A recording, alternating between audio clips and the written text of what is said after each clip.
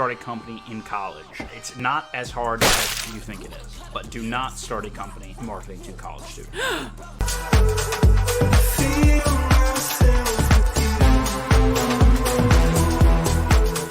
Hey, I'm Chris Hansen. I'm a serial entrepreneur. I've been doing this for about 10 years. When I started, I had never had a single job. But yet, somehow I was able to build a business, bringing in $1 million a year with zero experience, zero on-the-job training, and no capital to my name. Here's how you can do the same. So you may be a college student currently sitting in your dorm room looking for an idea to start a business. I started a business in college, ended up selling it and spinning it into another company, and that sort of kick-started my whole path to entrepreneurship. But if you start a business in college, don't make the same mistake everybody else does and only start a business selling to other. That's one of the biggest mistakes. I actually have a couple podcasts. We're going to put a playlist link above for the student entrepreneurship discussion. When you are in college and you're thinking about business ideas, a lot of people are thinking about what's relevant to college kids. Can we provide a way for them to party more, drink more together? Most of my friends in college who didn't end up becoming entrepreneurs had ideas along these lines. These are the worst ideas. Obviously, it's promoted by the social network, the Facebook movie. People think that's the best way to start a business, but everybody does it. The competition is huge. It's going to get trounced, and as soon as you graduate from college, it's going to be useless, and you're either going to have to do a costly pivot or whatever, run into issues. I'm giving you the 3 sort of best steps to take in starting a college business, and then at the end, I'm going to give you 3 different business types. So number 1, immediately go to your college entrepreneurship group. It's going to give you a firm grounding for your later entrepreneurial career. It's going to give you some connections, people who are farther along. Again, most of the people in there are probably idea stage, so you don't want to take necessarily direct feedback from them, but it is a good way to network and get a co-founder, which is going to make things way easier for you. Do not start a business with your friends. I've done that before. You can lose your friends very easily.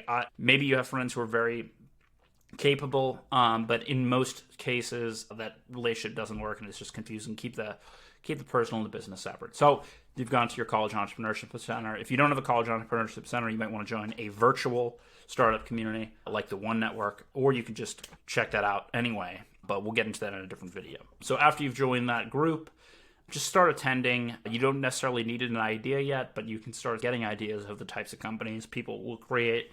College is a place for free thinkers. Most of the people thinking there are thinking of big, high-concept ideas. I've done this. That's not the route you want to go, okay? So start listening to them, the ideas that they're doing, and then start listening to the speakers and people that they have come in and explain the businesses that they're doing. The best thing that you can possibly do to start a business in college is listen to the people with established businesses that are in this entrepreneurship group. Maybe they're agency owners. Maybe they're SaaS companies, okay, etc. Pick a small section of what they do. So let's say they do sales development.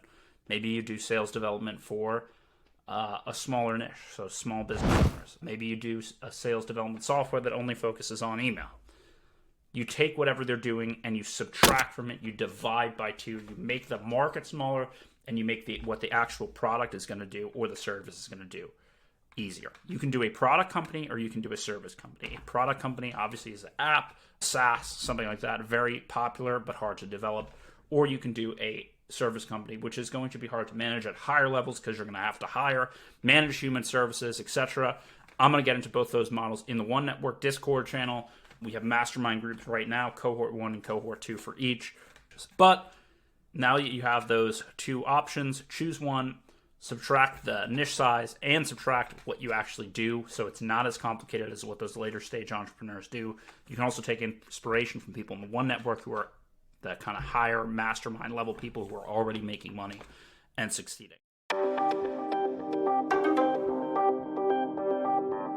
It's not going to be easy, so you don't want to think that you can just do what they do. You have to make it simpler for you because you're a student, and you can eventually balloon that into something better once you have more experience, more skills, and more money. Right now, you probably have none of those. So now that you've done that, step number 3 is going to be to take the initial steps to sell that business. You really only need 3 things: a pitch deck, a website, and a lead list. You need the lead list, even if it's a B2C company, like you're selling to consumers. Let's say you had a hair gel or something like that. I'm a big fan of that. you're still going to have to do a manual selling process. So work on your website, work on your pitch deck, work on your email list or your phone number list, and then you're going to call those people up, get in touch with them manually, and you're just going to ask them for feedback. Not going to ask them to pay, not going to ask them for anything requested. Now all of a sudden you have a real business, you have something to show people, the website, the app, and you start talking to people, and those people that you talk to can then refer you to investors and potential customers for your platform. Don't overcomplicate it and start thinking and prioritizing growth hacks, sales hacks, etc. Literally just get those first people to give you feedback, and they will do the selling and the creation and the ideas for you. And you can just focus on scaling the amount of people that give you feedback. Then a few years down the line, now you have money and you can execute the idea. Boom, hit me up for more answers in the comments.